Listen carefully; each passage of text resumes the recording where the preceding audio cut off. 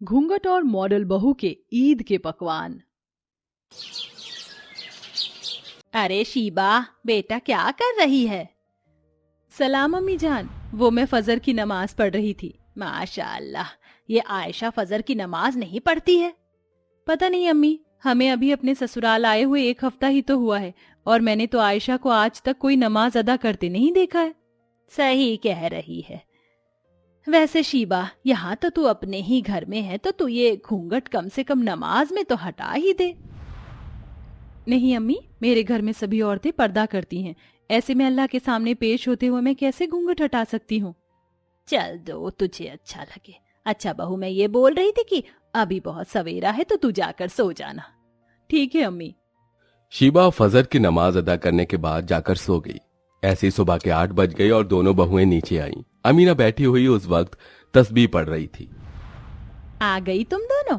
तू यहाँ आ आयशा, मुझे तुझसे कुछ बात करनी है। बोलिए। तू एक भी वक्त नमाज क्यों नहीं पढ़ती है? अम्मी जान, आपको अचानक क्या हुआ? ये सवाल करने के लिए आपसे कहा किसने था? मैंने जितना पूछा है वो बता। नहीं, पहले आप मुझे बताइए। मुझे शीबा ने बताया कि तू एक वक्त की भी इबादत नहीं करती है।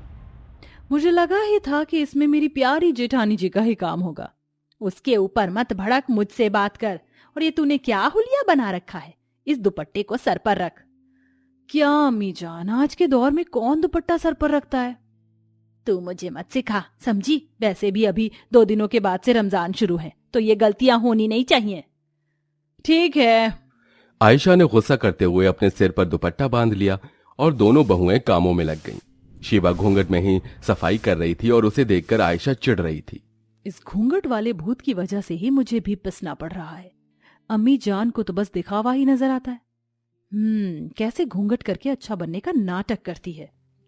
आयशा अपनी जेठानी को देखकर जल रही थी और उसने अपनी इसी जलन में एक चाल चली।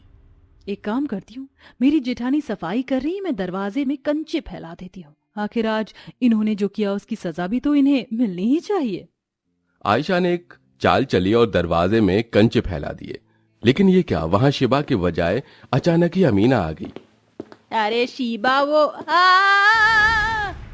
अरे खुदा तुम्हारा भला करे, किसने ये कंचे यहाँ फैलाए थे? मार दिया रे। अरे अरे अरे अरे, अम्मी जान, आप कैसे गिर गई? उठिए उठिए उठिए। हाय, मार दिया रे। किसकी हरकत थी ये? अम्मी जान, ये जेठानी जी सफाई कर रही थी। घूंघट में अंधों की तरह ही तो हाथ चलाती हैं। मुझे तो लगा कि ये उन्हीं का काम है। हैं?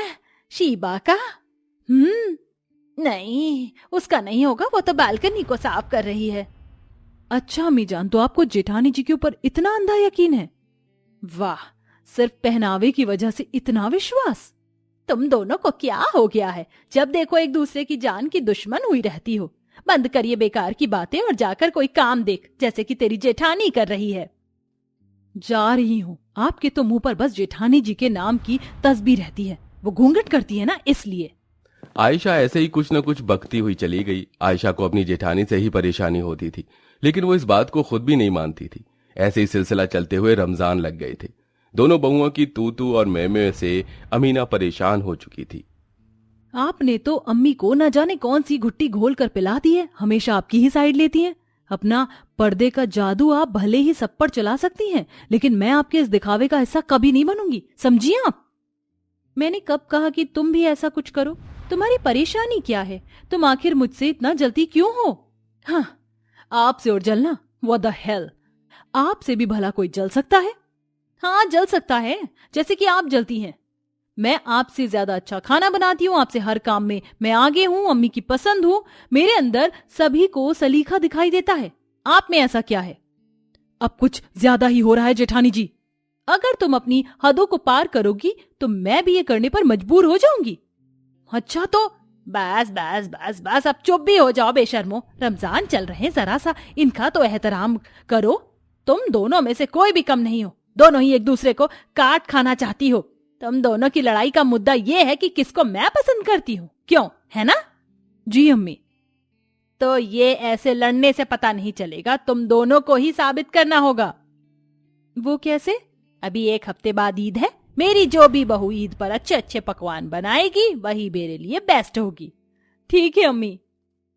हाँ तो आयशा तू भी सुन ले, एक अच्छी बहू से सारे काम अच्छे से करने आते हैं। मैं तो बस खाली तुम्हारा एक छोटा सा रसोई का नमूना ले रही हूँ। दोनों तैयार रहना। ठीक है अम्मी। दोनों बहुओं ने खुद को साबित करने के लिए इस प्रतियोगिता को मान लिया।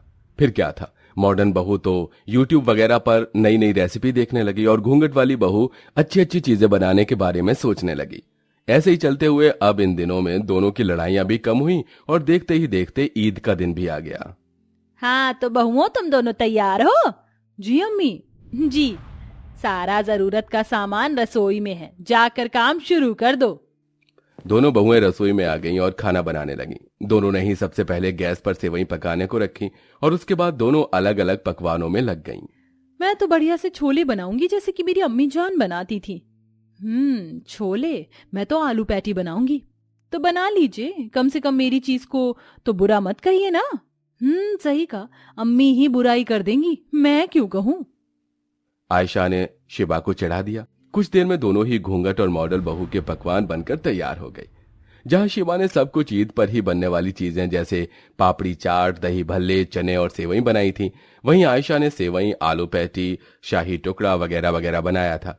कुछ देर में दोनों ही बहुएं अपने अपने पकवान अपनी सास के पास लेकर पहुंची।